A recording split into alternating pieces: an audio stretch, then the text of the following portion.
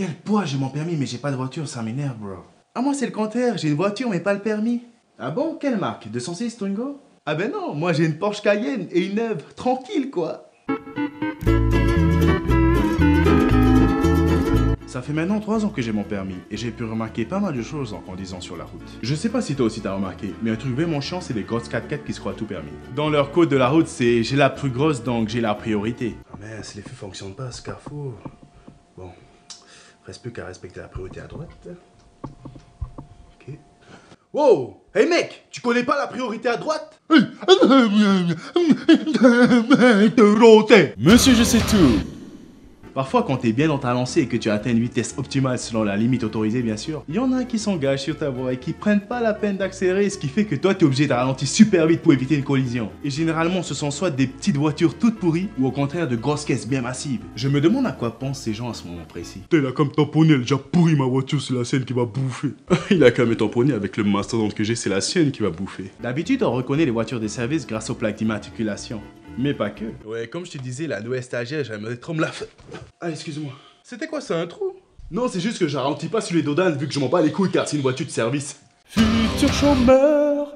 Certaines fois, je suis derrière une voiture qui va à une allure assez molle, dirais-je. Donc je me dis que je vais la doubler. Mais je sais pas pourquoi. Pile à ce moment-là, elle se réveille et elle accélère d'un coup sec. Bon, c'est pas que bro, mais t'es un peu long là. Alors comme ça, tu fais la course, Kazan. Que dalle! Il y a des gens comme ça, faut pas les froisser, hein. Ça fait penser, parfois tu roules à gauche pour tourner à telle intersection ou tel rond-point un peu plus loin. Cependant, il arrive que parfois tu regardes dans ton rétro et que tu vois un automobiliste assez pressé. Et pour te faire savoir, il te colle bien au cul. Et moi, ça m'arrive souvent alors que je roule à la limite autorisée. C'est quoi ces gars, ils croient parce qu'ils conduisent à gauche, ils ont le droit de rouler le pied à fond sur la pédale d'accélération? Moi, j'aimerais trop que la prochaine fois ça m'arrive, ça se passe comme ça. T'as l'enflure, il fait qu'elle me coller au cul. Qu'est-ce que c'est couille? Bon allez, je me déporte. Enfin, t'as qu'à rouler à gauche si tu vas pas vite. Eh merde! Bonjour monsieur, puis-je voir les papiers de votre véhicule s'il vous plaît? Faut l'avouer, les véhicules permettent quand même d'impressionner la gente féminine. C'est pour ça que certaines personnes ne font pas de concessions et qu'elles décident donc de s'acheter une super voiture ou une super moto. Mais le problème c'est qu'après il leur reste plus trop d'argent pour acheter autre chose. Siège en cuir, haut-parleur haute définition, vitres teintées, climatisation. Ouais, Raouli, je t'adore, t'as trop la classe en bas chez toi. Ah ben non, moi j'ai pas de maison, hein. Moi j'habite dans ma voiture. Swag, hein. Allez, qu'est-ce que tu attends, monte. Allez, allez, come on. Allez, come on. Allez, come on. Ce qui est bien parfois quand tu as une voiture, c'est que tu peux ramasser... Des autostoppeuses. Ouais, qu'on soit clair, c'est plutôt rare qu'un mec ramasse un autre mec, à moins que... En tout cas, merci de m'avoir pris, c'est cool de votre part. Hein. Pas de soucis, moi aussi j'aimerais bien qu'on me prenne également. Par derrière.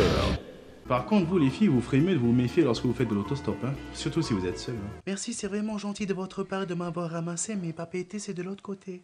Ben, je sais bien. Mais chez moi, c'est par ici. Aïe aïe aïe!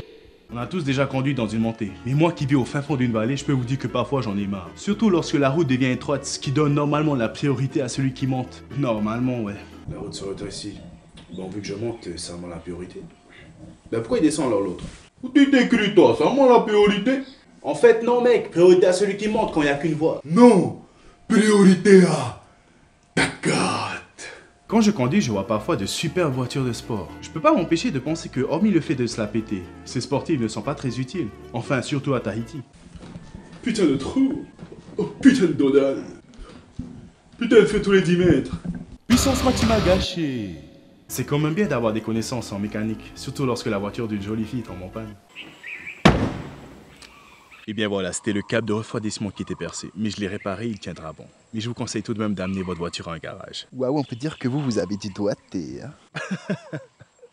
C'est le moins qu'on puisse dire. Mais bon, vu mes connaissances en mécanique, pour moi ça se passerait plutôt comme ça. Oui, allô, SOS dépannage? Voilà tout le monde, tout ça pour dire que conduire n'est pas toujours une partie de plaisir, mais n'oubliez pas le plus important. Si vous buvez, ne prenez pas le volant. Et vu que si vous avez bu, vous pouvez pas trop bouger, en attendant pour faire passer le temps, je vous conseille plutôt de... Et je connais d'ailleurs une pause qui marche dans tous les types de voitures, c'est celle où tu prends la fille comme ça et qu'ensuite tu...